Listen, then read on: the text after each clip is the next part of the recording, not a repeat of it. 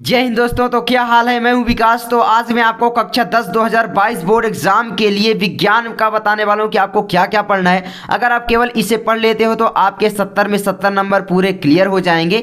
और मैंने हिंदी के बारे में वीडियो बनाई थी और उसी के नीचे कमेंट किए थे बहुत सारे लोग कि आप विज्ञान, गणित और इन सभी सब्जेक्ट के बारे में बताओ। तो मैं सारे सब्जेक्टों का बता दूंगा। तो आज मैं आपको विज्ञान का बताने वाला हूँ। तो आपको क्या क्या पढ़ना है आप देख सकते हो। सबसे पहले यहाँ पर लिखा गया, लेकिन उसके पहले इसको देखो। यहाँ पर देखो जो भी दिया गया है कि भाई आपके जो 20 नंबर मिलने वाले हैं वो मिलने वाले हैं आपके रासायनिक पदार्थ, प्रकृति एवं व्यवहार से। जैव जगत से आपको जो मिलेंगे वो मिलेंगे ये भी 20 नंबर। और अपवर्तन वाले चैप्टर से आपको मिलेंगे 12 नंबर। और यहाँ पर विद्युत धारा का चुंबकीय प्रभाव वाला जो चैप्टर है उसमें से 13 नंबर मिलेंगे और 5 नंबर जो मिलेंगे प्राकृतिक संसाधन। लेकिन इसमें भी पार्ट में डिवाइड है, आप देखो। और जो भी 30 आपके जो कोविड-19 के कारण 30% सब्जेक्ट कटौती की गई उसको भी मैं बताने वाला हूँ। आखिरी तक वीडियो को देखते रहना, ठीक है।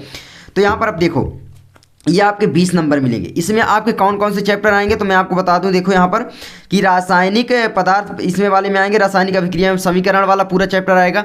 अम्ल, क्षार एवं लवण वाला आएगा। धातु एवं अधातु वाला आएगा। और उसके बाद आपका आएगा भाई तत्वों का आवर्त वर्गीकरण। इतने सारे आपके चैप्टर आएंगे, ठीक है। ये आने वाले हैं और इन्हें कुल मिलाकर इनमें से मिलेगा 20 नंबर। उसी तरीके से जैव जगत वाले में आपको देखिए जैव प्रक्रम में आपका आएगा जैव प्रक्रम, प्रजनन, आनुवंशिकता एवं जैव विकास। उसके बाद आपके आएगी प्राकृतिक घटनाएं, ये वाली है ना, ये आपकी जो होती हैं। उसके बाद प्राकृतिक घटनाएं में अपवर्तन आएगा, विद्युत धारा का जो प्रभाव होता है, विद्युत धारा का चुंबकीय प्रभाव, ये भी आएगा 13 अंक का। तो आप देख सकते हो ये सारी चीज़ें बोर्ड की ऑफिशियल वेबसाइट पर उपलब्ध हैं, आप जाकर देख सकते हो, ठीक है। तो मैंने उसी से डाउनलोड किया है। अब यहाँ पर मैं बताता हूँ क्या क्या पढ़ना है, ध्यान से देखना। तो यहाँ पर अब आप देखो, ठीक है। तो यहाँ पर आपको पढ़ना केवल है कि जैव जगत पढ़ लेना है और जैव प्रक्रम जो चैप्टर है आपका, प्रजनन, आनुवंशिकता एवं जैव विकास, इसमें 30% कटा है जो, वो भी बताने वाला हूँ। तो अब मैं यहाँ पर ध्यान से देखना कौन कौन सी इंपॉर्टेंट है। तो आप जैव प्रक्रम वाला चैप्टर है इसको काफ़ी ध्यान से पढ़ना, और आनुवंशिकता वाला, ये दो ऐसे चैप्टर जिनमें से क्वेश्चन पूछना है तो पूछना है, समझ लो ये, ठीक है। तो इसको अगर आप तैयार कर ले तो काफ़ी अच्छी आपकी तैयारी हो जाती है। तो आप देख सकते हो केवल 4 चैप्टर हैं, आराम से 2 चैप्टर अगर तुम सॉल्व कर लेते हो तो आराम से आपके हल हो जाएंगे, क्योंकि अथवा में क्वेश्चन आते हैं, ये आप जानते हो। चलो ठीक है, तो आपकी इस तरीके से बायोलॉजिक तैयारी होगी। लेकिन अब यहाँ पर मेन बात आती है, यहाँ पर आप रासायनिक अभिक्रिया जो ये सारी चीज़ें कैसे तैयार करोगे। तो जो रासायनिक वाली चीज़ें हैं यानी आपकी जो केमिस्ट्री है, ठीक है, इनको कैसे तैयार करोगे। तो यहाँ पर आप इस तरीके से तैयार करना। देखो चैप्टर वाइज बेसिक चीज़ें क्लियर कर लो, अभी नहीं किया हो, अभी काफ़ी टाइम है, अभी आप कर सकते हो। अगर आप डेली 8 घंटे पढ़ने लग जाते हो तो गारंटी के साथ अभी आप कवर कर सकते हो, ठीक है। मेहनत अभी से करना स्टार्ट कर दो, क्योंकि आपके सपने जब आपके बहानों से बड़े हो जाएंगे तभी आप सक्सेस हो पाओगे। तो यहाँ पर आप देखो, यहाँ पर रासायनिक पदार्थ की प्रकृतियों पहचान वाले में थोड़ा ध्यान दो यहाँ पर, ठीक है। रासायनिक समीकरण बनाना, ये सारी चीज़ें जब आपको प्रतीक मालूम रहेगा तब आप समझ पाओगे। संतुलित रासायनिक समीकरण ये क्या होता है ये भी आपको ध्यान रखना है ना। संतुलित करना आपको सीखना है, जो रासायनिक समीकरण इसको कैसे संतुलित किया जाता है ये आपको सीखना है। ये सारी चीज़ें आप पढ़ सकते हो। उसी तरह अम्ल, क्षार तथा लवण के बारे में आपको जानना है। इसमें आपके सबसे इंपॉर्टेंट मैं बता दूं, जैसे विरंजक चूर्ण हो गया, बेकिंग सोडा, धावन सोडा, इसको बनाने की विधि, इन सबको। और यहाँ पर दो उपयोग, ये पूछना ही पूछना है, इसी से आते हैं क्वेश्चन और ज़्यादा नहीं आते। बाकी उदासीनीकरण अभिक्रिया ये भी काफ़ी इंपॉर्टेंट है। तो आपको इंपॉर्टेंट जो चीज़ें हैं उनको पढ़ना है, ठीक है। तो ये सारी चीज़ें हैं। चलो मैं अब आगे बढ़ता हूँ। आगे आपकी प्राकृतिक घटनाओं के बारे में आता है। तो दोस्तों प्लीज़ माफ़ करना, यहाँ पर थोड़ा लाइट प्रॉब्लम हो गई थी। अब यहाँ पर थोड़ा ध्यान दो, ठीक है। प्राकृतिक घटनाएं वाले में अपवर्तन, परावर्तन, गोली दर्पण, ठीक है, गोली लेंस और मानव नेत्र प्रयोग, ठीक है, और विक्षेपण, दूरदृष्टि दोष आदि। अब प्रयोग का मतलब क्या है। प्रयोग का मतलब है जो आप गोली दर्पण, गोली लेंस पढ़ोगे उसका कहाँ कहाँ पर प्रयोग होगा ये आपको पढ़ना है। जैसे कि भाई आपसे क्वेश्चन पूछ लेगा कि ठीक है कई सारे कि भाई गाड़ी में कौन सा दर्पण प्रयोग होता है, जो फोकस करने के लिए, ट्रकों में पीछे देखने के लिए, मानव नेत्र में किस तरीके का लेंस का प्रयोग होता है, ये सारी चीज़ें आपसे पूछ सकता है। दर्पण क्या होते हैं उसके बारे में पूछ सकता है। तो ये सारी चीज़ें देखो बेसिक है, इनको जब बेसिक क्लियर कर लोगे तभी आप आगे बढ़ पाओगे। मैं इसीलिए बोल रहा हूँ विज्ञान अगर आपको तैयार करना है तो बेसिक जरूरी है, रटने से कोई फ़ायदा नहीं है, ठीक है। तो मैंने बेसिक बहुत सारी चीज़ें आपकी क्लियर भी करवाई है। आगे देखो यहाँ पर विद्युत धारा का चुंबकीय प्रभाव, अगर आप पढ़ते हो तो 13 अंक मिलेंगे, ठीक है। विद्युत धारा का प्रभाव, अब यहाँ पर मैं एक चीज़ बता दूँ, थोड़ा सा ध्यान देना कि आपका जो 12 नंबर का ये है ना, तो मैं आपको बता दूँ अगर आप ये प्रकाश का परावर्तन एवं अपवर्तन वाला और मानव नेत्र वाला चैप्टर दोनों क्लियर कर लेते हो तो विद्युत का जो प्रभाव आएगा इसको अगर नहीं पढ़ते तो भी चल जाएगा, पढ़ लेना।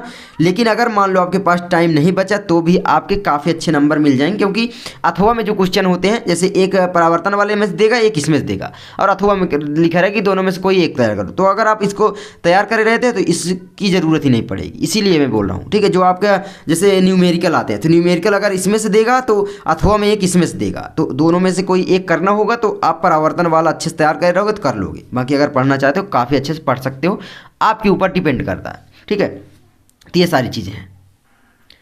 अब यहाँ पर थोड़ा सा ध्यान दो। ठीक है, अब यहाँ पर विद्युत धारा का जो चुंबकीय प्रभाव है ये आपका आएगा 13 नंबर का। अब विद्युत धारा का जो चुंबकीय प्रभाव है उसमें क्या क्या पढ़ना है आप देख सकते हो। विद्युत क्षेत्र, क्षेत्र रेखाएं, किसी विद्युत धारावाही चालक के कारण चुंबकीय क्षेत्र, परिनालिका के बारे में, ये सारी चीज़ें है ना। विद्युत मोटर क्या है, विद्युत चुंबकीय प्रेरण क्या है, प्रेरण विभवांतर, प्रेरित विद्युत धारा, फ्लेमिंग का दाएं हाथ का नियम, ये सारी चीज़ें। लेकिन जो 30% सिलेबस की कमी की गई है उसको भी आपको ध्यान रखना है, उन सब चीज़ों को नहीं पढ़ना है। ठीक है, ये भी आपको ध्यान देना है। उसके बाद प्राकृतिक संसाधन में आपकी ऊर्जा के स्रोत, ये आप बेसिक हैं, ये मतलब आपके दिमाग में हमेशा भरे ही रहते हैं कि ऊर्जा कौन कौन से स्रोत हैं। मतलब बिल्कुल नॉर्मल क्वेश्चन आएंगे, आप आराम से कर लोगे। जैसे आपने अगर पीछे पढ़ा होगा तो है ना, थोड़ा बहुत अगर आपके पास कॉमन सेंस है, नॉलेज है तो कर लोगे आराम से। उसके बाद हमारा पर्यावरण, जो हमारा नेचर है उसके बारे में पूछेगा, आराम से कर लोगे। जो भी देखते हो दिमाग में उसे लिख दो। हम क्या गलती करते हैं कि हम रटने लग जाते हैं, वो काफ़ी गलत बात है। उसके बाद आता है प्राकृतिक संसाधनों का प्रबंध। प्राकृतिक संसाधन से हम दोस्ती कैसे कर सकते हैं, प्राकृतिक संसाधन जो दिए गए हैं उनका प्रबंध कैसे कर सकते हैं कि भाई वो कम से कम नष्ट हों, उन्हें हम आने वाली पीढ़ियों को दे सकें या आने वाले टाइम में इस्तेमाल कर सकें, है ना। उनको कम से कम मतलब उनको क्षति पहुंचाएं, कैसे हो सकता है। तो वातावरण के बारे में पूछ सकता है कि जो हमारा नेचर ने वातावरण दिया है वो कैसे प्रदूषण के बारे में, ये सारी चीज़ें पूछ सकता है। तो इन सब चीज़ों के बारे में आप आराम से लिख दोगे, ये तो मैं जानता हूँ, है ना, इतना तो आपके पास नॉलेज है ही है। तो ये 5 नंबर तो आपका कहीं नहीं गया। मैंने यहाँ पर बताया आपको कि 12 नंबर आपका इसको जैसे नहीं पढ़ते तो इसमें से आ जाएंगे। लेकिन हाँ, ये वाला चैप्टर काफ़ी इंपॉर्टेंट है, ये सिंगल है और इसको पढ़ना आवश्यक है, ये ध्यान रखना।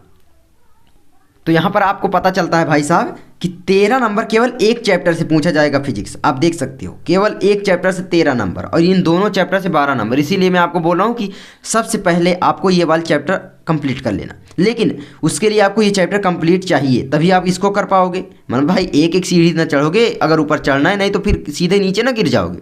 तो इसीलिए बोल रहा हूँ आप ऐसा करो कि ध्यान से पढ़ो, सभी कर लो। ये अब ये बड़ी बड़ी लेक्चर बहुत सारे यूट्यूबरों की, बहुत सारे टीचरों की आने लगी, उनको देख लो। 1.5 घंटे 2 घंटे की लेक्चर हैं, 2 से 3 बार अगर एक बार देखते हो एक दिन में तो आपके एक चैप्टर तो कंप्लीट ही हो जाएंगे। और पर डे एक चैप्टर करते हो तो है ही कितने चैप्टर है, 3 चैप्टर। तो 3 चैप्टर 3 दिन में कंप्लीट होंगे। कोई सब्जेक्ट मत पढ़ो, 3 दिन में केवल साइंस कंप्लीट करो, जैसे फिजिक्स हो गया, 3 दिन में रासायनिक विज्ञान कंप्लीट करो तो हो जाएगा आराम से। रटने की कोशिश ना करो, उनके लेक्चर बस देखो, आपको आराम से 100% आने लगेगा।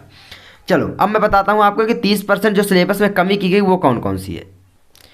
तो यहाँ पर अब आप देख लो, ठीक है, कि क्या क्या यहाँ पर हटाया गया है। तो जो कोविड-19 महामारी के कारण यहाँ पर जो भी सिलेबस से हटाया गया 30% वो कौन कौन सा है। देखो धातु एवं अधातु वाला जो चैप्टर है उसमें आपको धातु एवं अधातुओं के गुणधर्म नहीं पढ़ना है। आयनिक यौगिकों का निर्माण कैसे होता है तथा गुणधर्म ये भी नहीं पढ़ना है। तो ये सारी चीज़ें आपको नहीं पढ़ना है, वरना आप पढ़ लो तो काफ़ी अच्छी बात है, आगे आपको 11 में ज़रूर काम देगा, 11th में। ठीक है, तो मैं ये नहीं समझ पा रहा हूँ यार सच में आप कि यूपी बोर्ड ने हटाया तो हटाया क्या है। मतलब जैसे अगर आपको मान लो हिंदी पढ़ना है, अब क ख ग जब तक नहीं आएगा तो आप पढ़ नहीं पाओगे, है ना। जैसे पढ़ना है, जैसे अंग्रेजी पढ़ना तो ABCD नहीं आएगी तो नहीं पढ़ पाओगे। तो अगर मैं बोलूँ कि 30% में कम कर रहा हूँ और मैं ABCD ही हटा दूँ तो आप कैसे पढ़ पाओगे आगे जो भी पढ़ना है। तो ऐसे ही यूपी बोर्ड ने किया, पता नहीं किस दिमाग ने इस तरीके से हटाया है। अरे भाई साहब आप पूरा का पूरा चैप्टर ही गायब कर देते अगर करना ही था। देख सकते हो ये सारी क्या बताऊं, जैसे डॉबे राइनर के ट्रिक, ठीक है ये हटाया, ठीक है, मैं पिछली बार भी ऐसे ही वीडियो बनाया था। तो ये आप देख सकते हो तत्वों का आवर्त वर्गीकरण जो है इसमें से हटाया गया। धातुओं तथा पौधों में नियंत्रण समन्वय वाले में, सॉरी जंतुओं में, ये सारी चीज़ें आप पौधों में दिशिक गति, पादप हार्मोन का जो परिचय है, पादप हार्मोन के बारे में जो परिचय है उसको नहीं पढ़ना है। और अच्छा ये यहाँ पर मैं ध्यान देना थोड़ा सा कि पादप हार्मोन का परिचय तो इसने हटाया है, लेकिन एग्जाम में ऐसे पूछ लेगा कि पादप हार्मोन के बारे में बताओ, या पूछ लेगा कि जाइलम हार्मोन जो है, सॉरी जो पादप हार्मोन है, जाइलम तो ऊतक होता है, जो पादप हार्मोन है, ठीक है, उसके बारे में मान लो पूछ ले कि ये इसका क्या काम है। अब भाई अगर आप बेसिक से दिमाग लगाओगे, परिचय नहीं पढ़े रहोगे तो काम कहाँ से पढ़ोगे, तो आप फंस जाओगे। इसीलिए मुझे लगता है कि ये जो हटाया है बिल्कुल बकवास है, कोई मतलब नहीं है। आगे देखो, जंतुओं में नियंत्रण और समन्वय हटा दिया, ठीक है। तंत्रिका तंत्र, ऐच्छिक पेशियाँ तथा अनैच्छिक पेशियाँ, प्रतिवर्ती क्रिया, रासायनिक समन्वय, जंतुओं के हार्मोन, ये हटा दिया, जो कि काफ़ी इंपॉर्टेंट थे, इनको हटा दिया, ठीक है। उसके बाद है प्राकृतिक संसाधन में आपको ऊर्जा का स्रोत बायोगैस हटाया गया है। हमारा पर्यावरण प्राकृतिक संसाधन में, ठीक है, देखो प्रकाश का परावर्तन एवं अपवर्तन वाले से अभी कुछ नहीं अभी, ठीक है। इधर प्राकृतिक संसाधन में ऊर्जा के स्रोत में से बायोगैस हटा दी गई है, और हमारा पर्यावरण जो है उसमें से आपका परितंत्र, ओजोन परत का अपक्षय, ये हटा दिया गया। और उसके बाद अपवर्तन वाले चैप्टर से आपका आवर्धन हटाया गया है, लेंस की क्षमता हटा दी गई है। प्रकाश का प्रकीर्णन दैनिक जीवन में अनुप्रयोग। अच्छा ये बताओ थोड़ा सा, मुझे बोर्ड वाले बताएं, नहीं मुझे बताएं, ये बताएं कि अगर इन्होंने लेंस की क्षमता को हटाया है, ठीक है, ध्यान देना, लेंस की क्षमता को हटाया है, तो यहाँ पर ये लोग न्यूमेरिकल लेंस वाले क्यों देंगे?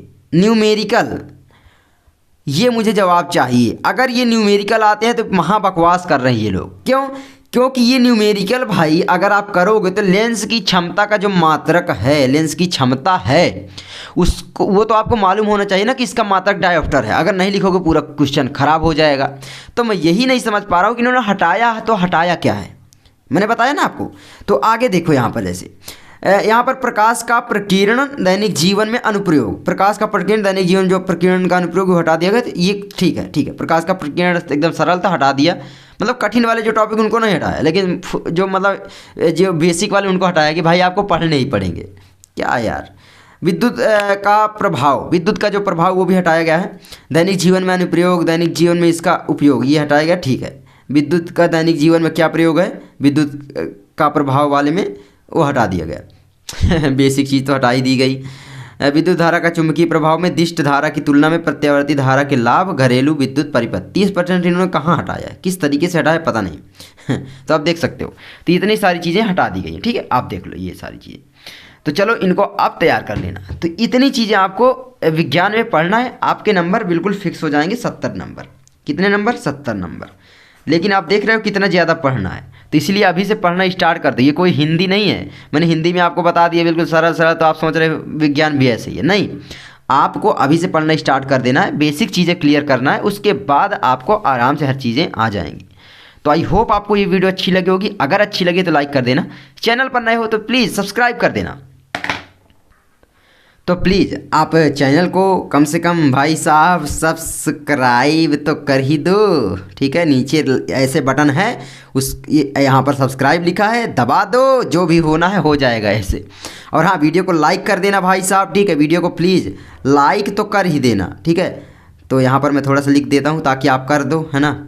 तो वीडियो को लाइक ज़रूर कर देना और सब्सक्राइब करके कमेंट भी कर देना, ठीक है। क्या करना है? कमेंट कर देना है, ठीक है। 500 तो कर ही देना, ठीक है।